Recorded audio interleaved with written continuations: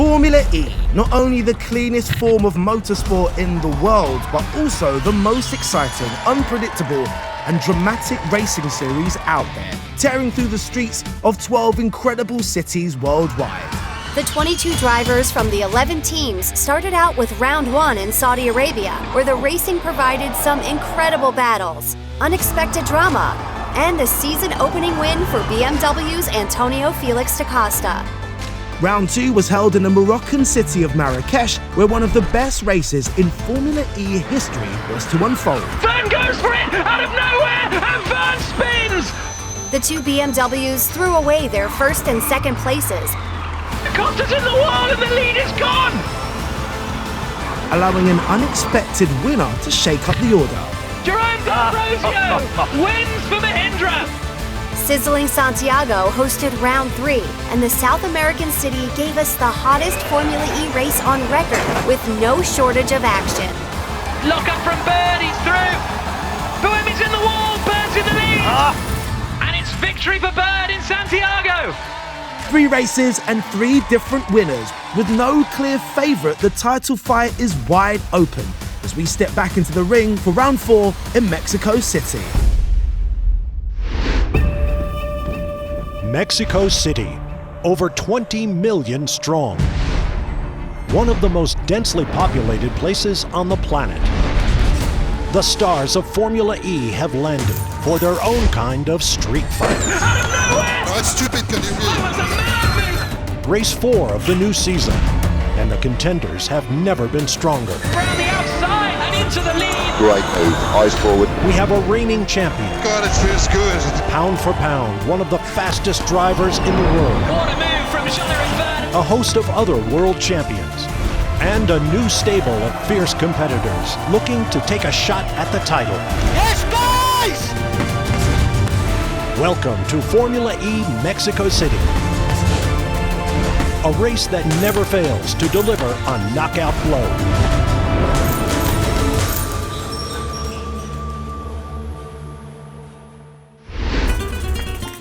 Hola, street racers, ¿qué pasa?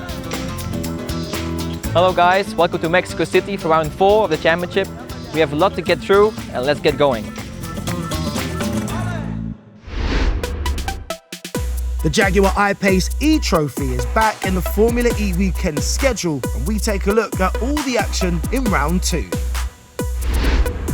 Pascal Wehrlein impressed last time out in Santiago with a podium finish in only his second race in Formula E. Was he punching above his weight? A new feature for Season 5 is the strategic challenge of attack mode, and after 3 races we decided to delve deeper into how it's working out. And we'll also take a look at all the action from race 4 right here in Mexico City. But first, we're off to check out the little-known backwaters of Mexico City with the boys from Envision Virgin Racing.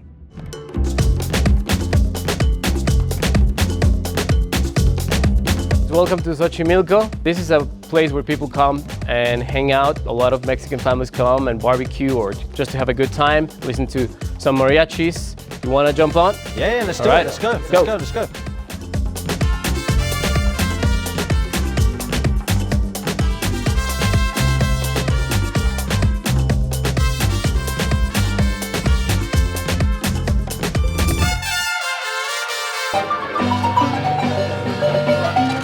No.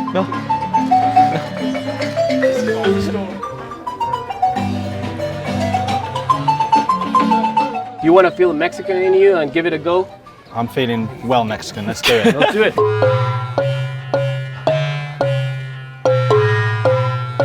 What is that? Hang on.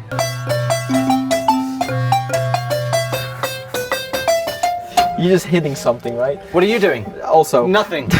Let's do it. Exactly. Let's leave these guys to it because they're good at this and we're not.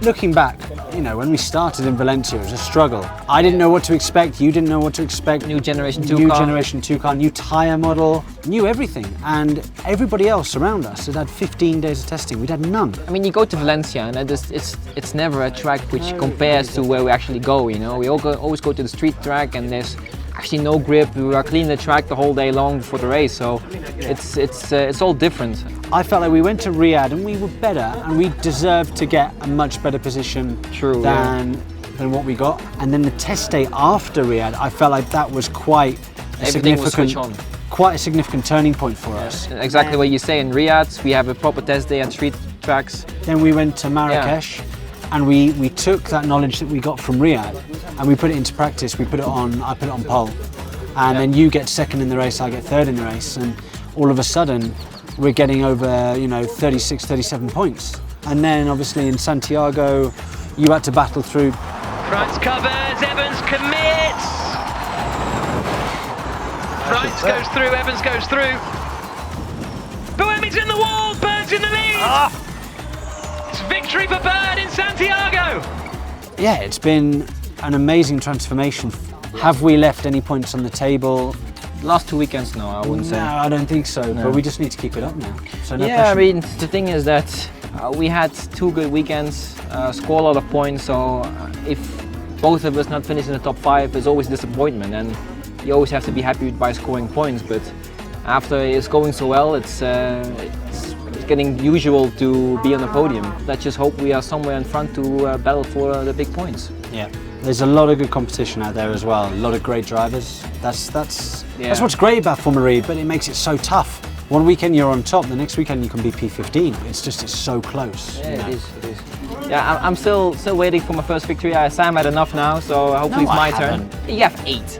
Yeah. So it's one less than 9, which is 2 less than 10. I've been. It's my 3rd year in Formula E, so it's about time to be on the top step for once. It's been a long time, so we'll be good. But yeah, we will see what happens. Nice and calm. We have everything but time.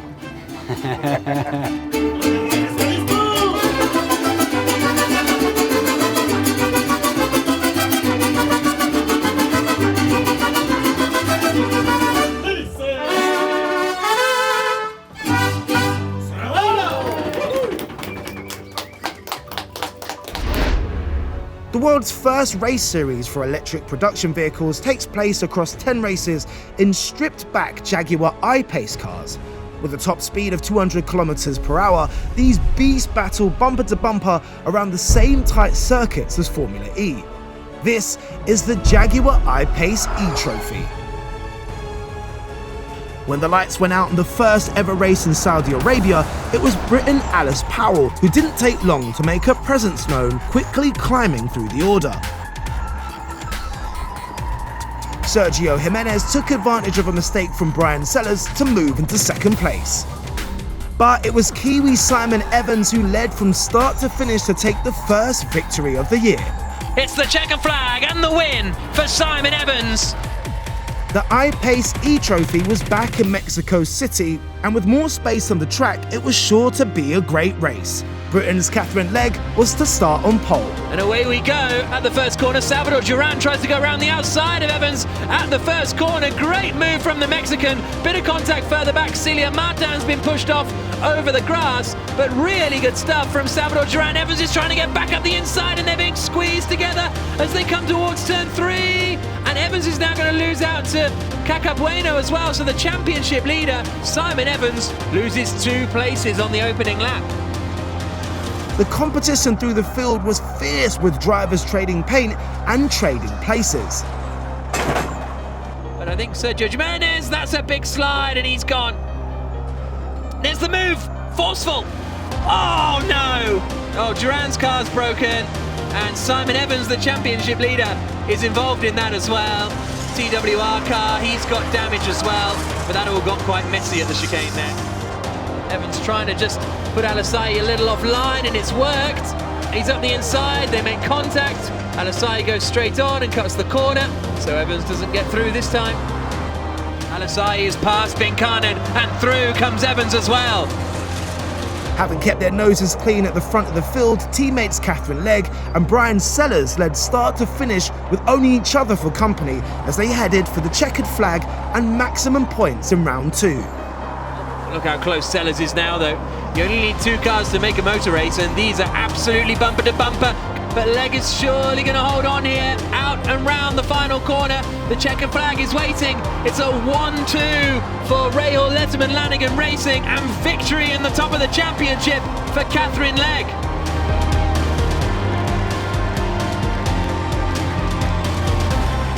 A fantastic victory for Catherine Legg, taking the win over teammate Brian Sellers, with Sergio Jimenez taking the last spot on the podium. Attack mode has added a whole new dimension of strategy and action to this season's racing.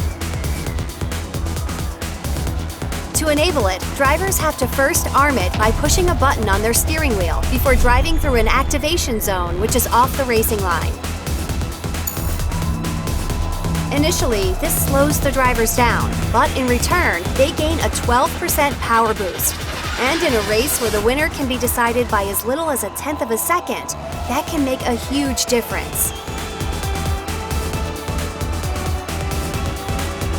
We first saw attack mode in action on the streets of Saudi Arabia. Here comes Andre Lotterer in the other to Cheetah. Oh, I thought Da Costa was closing the door there. Da Costa gave. Oh, and Andre does the switch back, but he's on the outside for turn 1, but he's let him go. Well, he's in attack mode, so he's got more power. In this case with Antonio, he was in the last corner. He tried to block a bit, so he had a bad exit, and I prepared my exit well, and with the extra power was actually, I'd say, quite easy to pass. Jose, you might want to consider using attack mode. Okay, copy, mate. Here comes Jose Maria Lopez, looks to the outside, he's in attack mode. Abt is not. Abt keeps his nose in there, but Lopez gets the job done. I think it's been amazing. I think it's been mixed in everything on the race, allowing overtakings, allowing a little bit of strategy for the teams.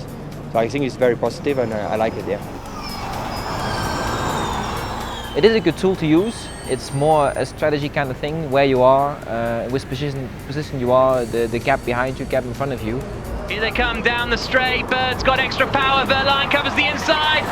Lock up from Bird, he's through. Has he gone too wide though? Wehrlein looking for the... No. Oh, smart move by Wehrlein. Very, very smart move. The attack zone on the Mexico circuit is on the inside of corners 8 and 9 in the stadium section of the track. This means over 30,000 fans will be able to see the action unfold right in front of them. So attack mode has worked, has been very good in the first 3 races. This one will work because okay, it's on the track, but I think we can go more creative with it. I think I'm going to pass you when you go next. I'm going to probably get on the outside. Which means that you're going to start behind. Probably, yeah. I don't think you lose the position because it's inside of the corner, so guy cannot pass you outside because the other corner is also inside and it's quite slow. I think it's the best place to put it. It's right in the middle of the stadium. Everybody watching it. There's probably going to be some action there. When people try to activate it or not. So I think it's a good place to put it. I would not have put it any other way. We'll see how it worked out for them later in the show. Being a winner means you have to fight. Whether it's throwing punches in the ring or pushing the boundaries on track. You have to be willing to go beyond your limits. Gritting your teeth, fighting for the margins, that will make the difference. You need to be aware of the dangers, respect the sacrifice, know your opponents. I've won titles before and I'm ready to be champion again. I'm Pascal Wehrlein and I'm a Formula E driver for Mahindra Racing. My dad used to do a lot of boxing when he was young until he had an accident with a motorbike. We have a lot of medals and of course trophies and so on, so definitely the sports in myself is coming from him.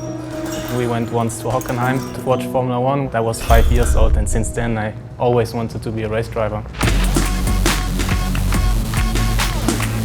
I think Formula E is growing so much, probably it's the best series to be in. You know, I got a great opportunity with Mahindra for this year. The team is doing a great job. We have a great car, and it's already my second race I've been on the podium, so it's proven so far that it was the right decision, and I'm really happy about it. I think the challenge of street circuits is really nice, exploring those limits, and the limit is very small. So you either push the limit and you'll be at the top, but if you push it a bit too far, you're in the wall. So finding the edge is the big challenge about Formula E. I really like that challenge. Today was great. I got some lessons from some real professional boxers, and you know, about boxing, I especially like the mentality, like 1 against 1. So there's always a winner and a loser because one is better and the other was worse. It was a great experience today. What does the future hold for me? I hope many wins and hopefully titles. In the past few years, I've always been in a situation, especially in Formula 1, where I've been in teams where I couldn't win races or fighting for championships. And for me, that's one of the most important things in my career, that I want to fight for the first few positions and get the reward for the hard work. But definitely choosing my future depending on winning races and titles is a big part of it.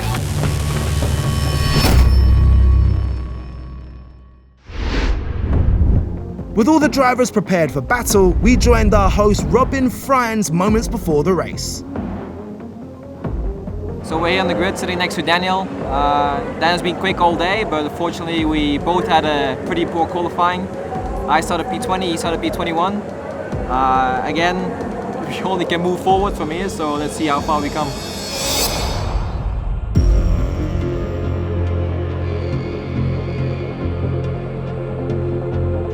Radio check from intercom. Copy. 1 minute to the start. On the right-hand side, it's Pascal Wehrlein in the Mahindra. Alongside him on the front row, Lucas de Grassi, a man who has won here before. All 5 lights are on. And we're green in Mexico City. It's a good start from de Grassi. So Wehrlein comes over to cover the inside. Massa's got a good start as well as they spread out into turn 1. And there goes Roland up the inside into second place. What a move from the British driver. 4th to 2nd in the first corner. At the back, there's so much going on with everyone. As we see Robin Frijns making a contact with the Dragon. Yeah, Frijns tried to turn in. I think it was Lopez that he's collided with there.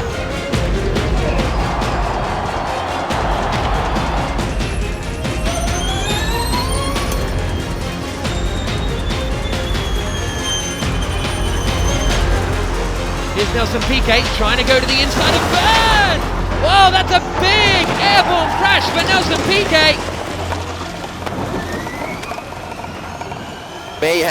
Mayhem. Lots of debris on track. Because, do you have any damage? From wind damage. From wind damage. How's the car? How's the car? I'm okay. 12 now, Red flag. Box. Follow the others. 50k, maximum 50k. Box. Everybody now returns to the pit lane. The cars will wait until the debris is cleared. They'll start behind the safety car. The light goes green. Safety car deployed. And 40 minutes plus 1 lap on the clock. The crowd begin to cheer because we're about to get racing back underway. Safety car in this lap, Pascal Wehrlein gets the race starting again. After a long red flag period, we're racing again in Mexico City. Pascal Wehrlein leading the way, Roland second, de Grassi third. This is the chance for Da Costa. What can the BMW driver do as they come down? Buemi knows he has to cover. And there's a lock-up! Somehow they don't hit each other. I thought they were destined to be meeting each other in the crash barriers. He's still got 10 seconds to go, Da Costa, in attack mode if he wants to make the move stick. Here he goes. Tries to get to the inside. They make contact. Buemi holds on. Da Costa couldn't make the move. Da Costa's got damage. Wehrlein, Roland and de Grassi, the top 3. 2 rookies in the top 2 positions, with Lucas de Grassi, the Season 3 champion, in 3rd place as it stands. There they go, 1, 2, 3. Lucas de Grassi's using his fan boost coming out of the final corner. He's going to try and attack Oliver Roland on the run down to the first corner. He's not quite close enough, but he's now right underneath the rear of the Nissan. Grassi's just trying to put Oliver Roland under as much pressure as possible to see if he can bring the rookie to make a mistake. This just feels like it's bubbling. Roland's going for goes. Attack mode. Can he hold the position? Oh, he's made a mistake! And through goes De Grassi into second place. It slips away from Oliver Roland. No! They touched. De Grassi has one more lap. So they're saying to Wehrlein there, if you can keep De Grassi behind you for one more lap, then you should be in the clear. Now it is nose to tail, and Wehrlein covers the inside a little bit now. Defend, but that allows Lucas to look at doing the cutback. He's struggling all of a sudden. Pascal Wehrlein is really struggling. Have the tyres just gone a little bit too far away for the Mahindra driver? Wehrlein's having to lift and coast jack, which we haven't seen all day. Are Mahindra getting a bit nervous that they're going to run out of battery? De Grassi is saving. He's got 2% more than us. Oh, here comes De Grassi to the outside. It's all about the energy in these closing laps. One lap more, sorry for that. What? Roland's got 2%, he's not going to make it. Buemi's got 2% as well. Nissan miscalculated. I think they have. I think Nissan think there's one fewer lap than there is. The checker flag is not going to fall this time for Nissan, and that is going to ruin their day. Here they come, Roland's got 1%, it's done for Nissan. It's over for Nissan. A third and fourth place finish is down the drain. Onto the final lap of the race. Wehrlein lifts, De Grassi attacks, and he can't do it. 1% more than Wehrlein, 1% more. Wehrlein covers the inside. It was Lucas. De Grassi up the inside, and Wehrlein goes straight on. And he cuts the chicane and he doesn't stop, and that's in the regulations. Wehrlein's got 1%. Mortara's got 4 more. I think Mortara's probably the only guy getting there to the finish. He's gone from 6th to 4th. The Nissans are out of this one. Wehrlein, can he get to the line before he hits 0%? That's going to be the big question. Who's going to win the Mexico City E-Prix? De Grassi goes for it. Wehrlein covers. He's defending like an absolute demon. Here comes Wehrlein out of the final corner. He hits 0. De Grassi wins.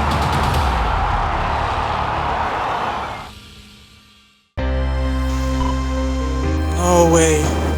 Yes! Great! Great! Fantastic race!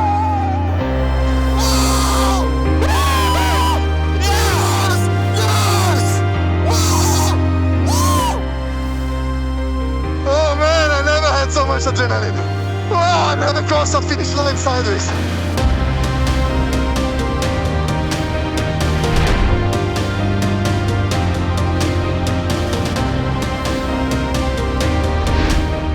That unbelievable race finish left Pascal Wehrlein with a 5-second penalty for cutting the chicane, promoting Antonio Felix da Costa and Eduardo Mortara to the podium. So guys, weekend has finished. Not the best of weekends for us, unfortunately.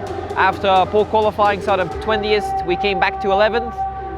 Still some work to be done, of course, but hopefully we come back strongly in Hong Kong. See you there. We will indeed see you there, Robin, and hopefully you'll get better luck next time out. Unfortunately, that's it for this episode of Street Racers. But before we go, let's take a quick look at what's been going down on social media. Jeff posted this angle of that unbelievable crash involving him and Nelson Piquet Jr. We're just glad that everyone got out unscathed.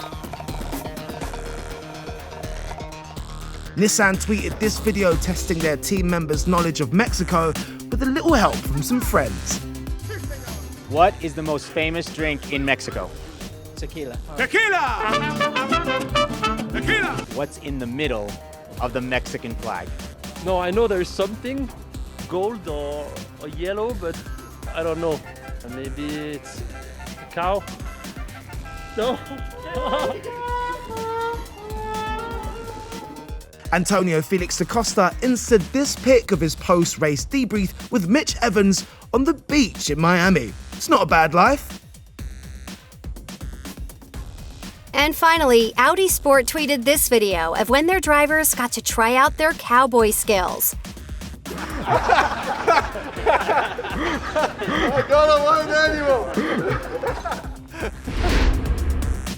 Continent number 4 for us next as we head to Asia for round 5 and the skyscraper-studded skyline of Hong Kong. See you there, Street Racers!